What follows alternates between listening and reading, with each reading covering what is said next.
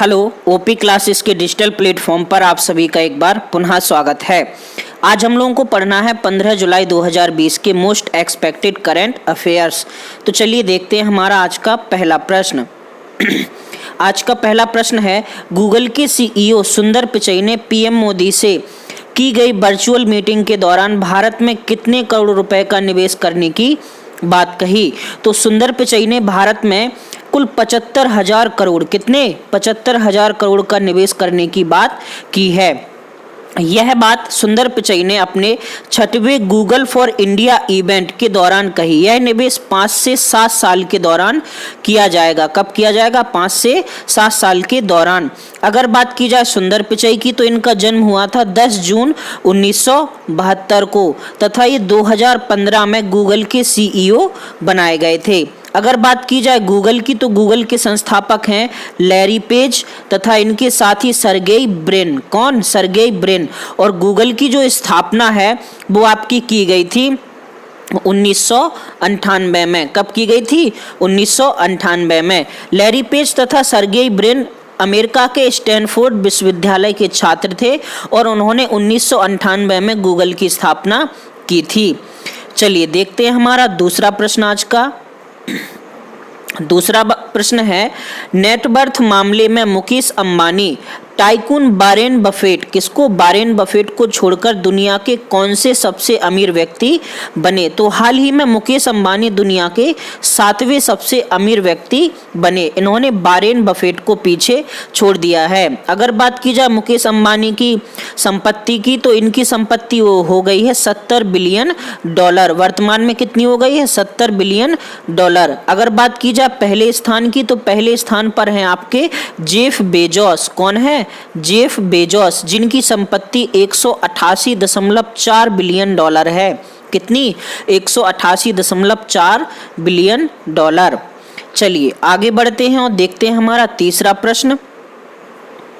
तीसरा प्रश्न है, क्वालकॉम वेंचर्स एक कंपनी है ने रिलायंस इंडस्ट्रीज के जियो प्लेटफॉर्म पर 0.15% हिस्सेदारी के लिए कितने करोड़ रुपए का निवेश किया है? तो हाल ही में क्वालकॉम वेंचर्स ने 730 करोड़ रुपए, कितने? 730 करोड़ रुपए का निवेश करके 0.15% हिस्सेदारी खरीदी है। अगर बात की जाए निवेशक की, तो हाल ही में जियो में यह 13वां निवेश है। कौन सा? 13वां, जो कि 12 हफ्तों के दौरान किया गया है। बात की जाए अगर जियो में हाल में किए गए निवेश की, तो सबसे बड़ा निवेश किया था फेसबुक ने, जो कि 22 अप्रैल 2020 को हुआ था। इसके बाद कई कंपनियां जैसे lake, Vista, KKR, general Atlantic और भी बहुत सारी कंपनियों ने हाल में निवेश किया है। चलिए देखते हैं हमारा अगला प्रश्न, जो कि है चौथा प्रश्न।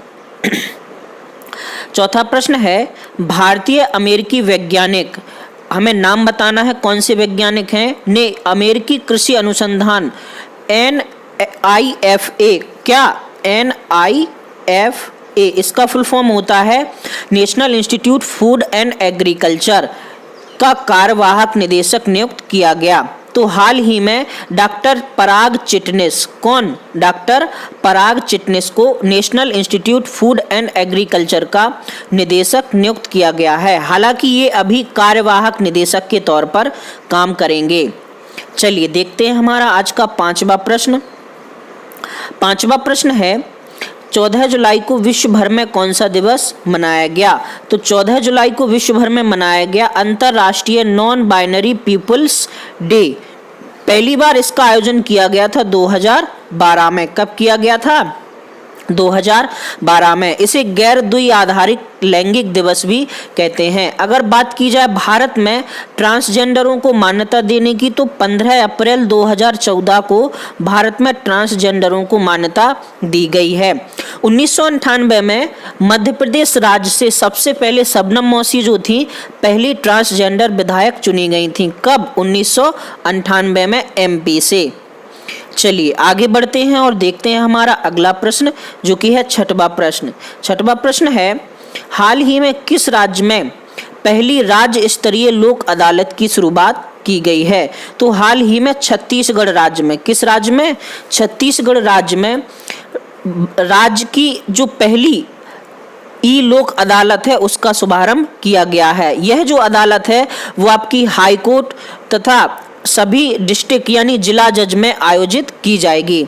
अगर बात की जाए छत्तीसगढ़ की, तो छत्तीसगढ़ की स्थापना हुई थी 1 नवंबर 2000 को। कब? 1 नवंबर 2000 को। हाल ही में इसके जो राज्यपाल हैं वो आपकी बनाई गई अनसुईया उइके। कौन बनाई गई? अनसुईया उइके। अगर बात की जाए यहाँ के सीएम की, तो छत्तीसगढ़ के सीएम हैं आपके भूपेश बघेल। कौन है? भूपेश बघेल। चलिए देखते हैं हमारा अगला प्रश्न जो कि है 7वां प्रश्न।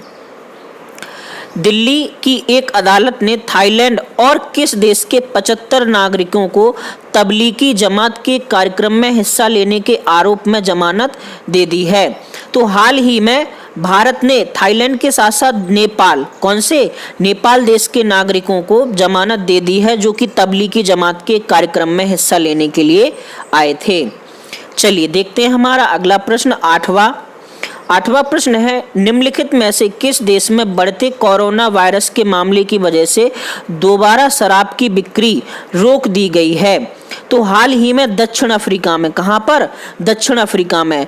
दक्षिण अफ्रीका ने अभी पिछले हफ्ते ही शराब की बिक्री शुरू की थी जिसे पुनः रोक दिया गया है क्योंकि यहां पर कोरोना के जो मामले हैं बहुत तेजी से बढ़ रहे हैं। अगर बात की जाए दक्षिण अफ्रीका की, तो दक्षिण अफ्रीका का सबसे बड़ा जो नगर है वो है जोहान्सबर्ग। क्या है? जोहान्सबर्ग। जबकि दक्षिण अफ्रीका के जो राष्ट्रपति प्रेसिडेंट हैं उनका नाम है सिरिल रामाफोसा। कौन है? Cyril Ramaphosa.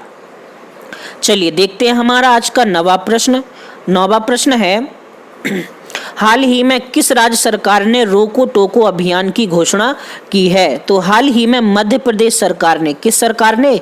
मध्य प्रदेश सरकार ने मास्क ना पहनने वालों के लिए एक रोको टोको अभियान शुरू किया है। इसके तहत अगर कोई व्यक्ति मास्क नहीं पहना है तो उसे रोककर उससे मास्क ना पहनने के बदले में 20 रुपए का शुल्क लिया जाएगा। कितने रुपए का? 20 रुपए का। ठीक है, चलिए देखते हैं हमारा अगला यानी 10वां प्रश्न। 10वां प्रश्न है, ईरान ने हाल ही में किस देश को बड़ा झटका देते हुए चाबहार रेल परियोजना से बाहर कर दिया है? तो हाल ही में ईरान ने भारत को, किसको? भारत को चाबहार रेल परियोजना से बाहर कर दिया है।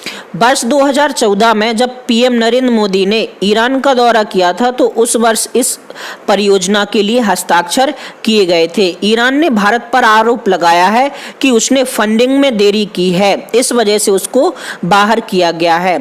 अब इस परियोजना के अलावा दूसरी परियोजनाओं के लिए ईरान चीन के साथ कुल 400 बिलियन डॉलर, कितने? 400 बिलियन डॉलर का करार कर चुका है। बात की जाए भारत और ईरान के बीच, तो भारत और ईरान के बीच यह जो समझौता है वो आपका हुआ था 1.6 अरब डॉलर का। कितना? 1.6 अरब डॉलर का समझौता हुआ था। चलिए देखते हैं हमारा अगला प्रश्न। अगला प्रश्न है, हाल ही में नासा के द्वारा धूमकेतु C2020 F3 जिसे नियोबाइज के नाम से भी जाना जाता है, क्या कहा जाता है इसे?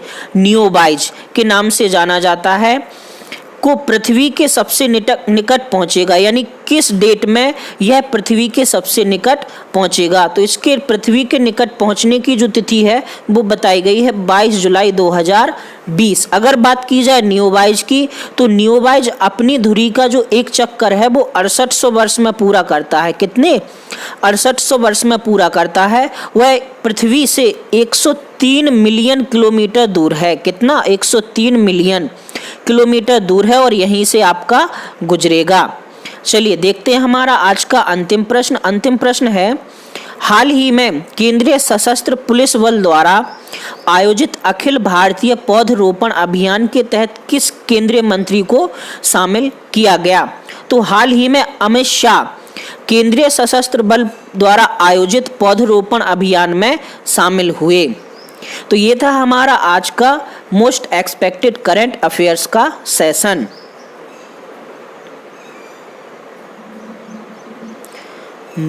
14 जुलाई 2020 का क्वेश्चन ऑफ द डे था आपका, निम्नलिखित में से कौन सी नदी भ्रंश घाटी से होकर बहती है?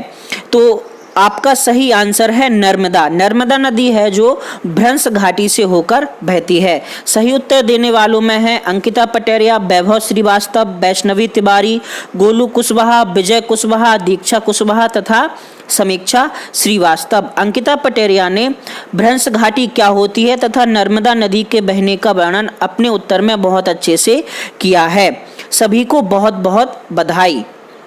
15 जुलाई 2020 का क्वेश्चन ऑफ द डे है कि डोलड्रम कटिबंध कहाँ पर स्थित है?